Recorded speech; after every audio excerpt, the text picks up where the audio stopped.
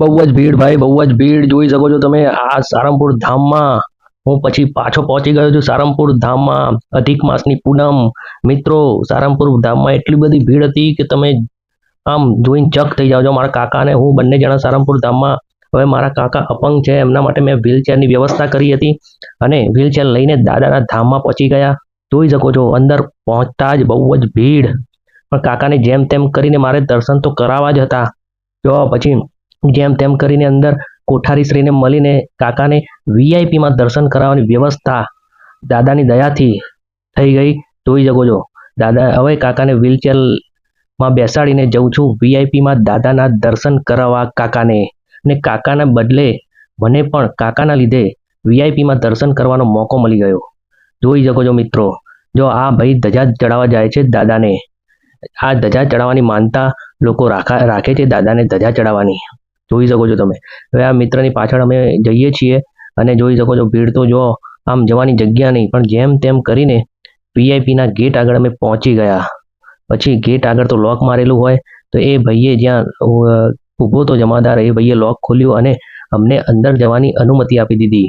જો હવે અમે એકદમ નજીક પહોંચી ગયા છીએ. જો બોલાવે છે અમને આ ભાઈ. હવે અમે અંદર જઈશું, પરંતુ કાકાને વ્હીલચેરમાંથી કેવી રીતે ઉતારવા મારે. મેં કાકાને કીધું, કાકા હું તમને તેડી લઉં, પણ કાકાએ ના પાડી.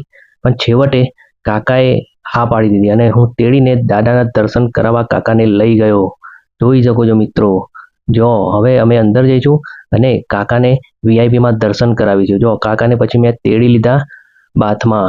હવે કાકાને તેડીને હું અંદર દર્શન કરાવવા કાકાને લઈ જઈશ વીઆઈપી દર્શન.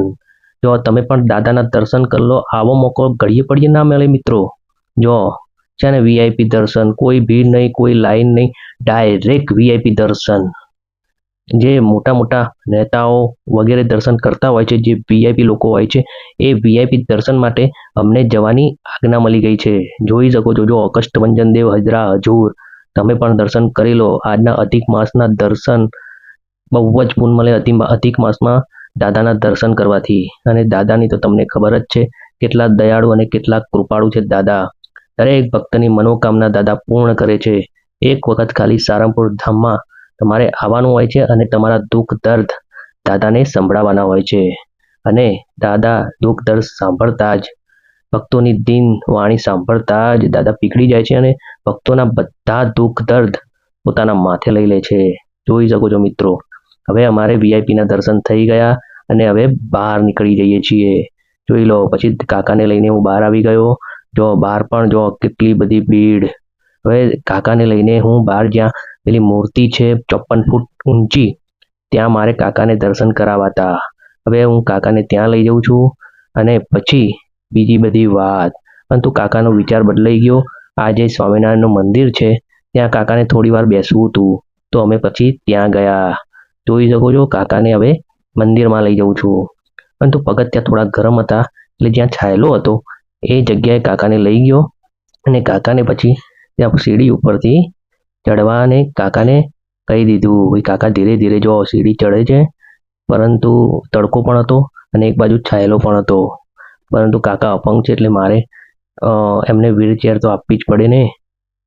પછી કાકાને મને તકલીફ આપવી ન હતી, એટલા માટે કાકાએ કીધું તું ચેર લઈને ઉપર આય અને હું ધીરે ધીરે ચડી જઉં છું. તો પછી કાકા ઉપર ચડી ગયા અને હું ચેર લઈને કાકાની પાછળ. હવે સીડીમાં તો ચેર લઈને ફાવે નહીં, 2 જણા તો જોવે જ, પરંતુ હું હતો એકલો. એટલા માટે હવે કાકાને આ રીતે હું ધીરે ધીરે લઈ ગયો. પછી આ જો સ્વામિનારાયણ ભગવાનનું મંદિર છે, ત્યાંના તમને દર્શન કરાવી લઉં. બહુ સરસ મજાનું મંદિર છે. જો કેવી આ કોતરણી કરી છે ગેટ આગળ. ગેટ કેટલો મસ્ત બનાવ્યો છે. જો પબ્લિક તો આવી જ જાય છે. મંદિરમાં પણ ઘણી બધી પબ્લિક હતી. જોઈ શકો છો મિત્રો. જો સ્વામિનારાયણ ભગવાનનું મંદિર છે. જો પબ્લિક તો બહુ જ હતી, કારણ કે પૂનમ હતી અને પુરુષોત્તમ માસ એટલે અધિક માસ. બહુ જ ભીડ હોય અધિક માસમાં. જો આટલી બધી ભીડમાં પણ એક અપંગ કાકાને દર્શન કરાવ્યા. ભગવાનની દયા, ભગવાનની મારા પર દયા થઈ ગઈ, જેથી કાકાની મને સેવા કરવા મળી. જો કાકાને પણ દર્શન કરાવી દીધા ભગવાન સ્વામિનારાયણ ભગવાનના. જોઈ શકો છો. અને જો મંદિરમાં પણ કુલરો મૂક્યા છે ઇન્ડસ્ટ્રીયલ, જેથી દરેકને ઠંડો પવન આવી શકે. ગેટ તો જો કેટલા મસ્ત ગેટ છે મંદિરના. પછી કાકાને દર્શન કરીને હું બહાર લઈ ગયો. બહારની જે જગ્યા હતી એ કાકાને જોવી હતી. જો બહાર કાકાને લઈ ગયો વ્હીલચેરમાં બેસાડીને. હવે ધીરે ધીરે આખો રાઉન્ડ મંદિરનો ફરીશ અને કાકાને આખા મંદિરના રાઉન્ડ પરથી હું દર્શન કરાવીશ.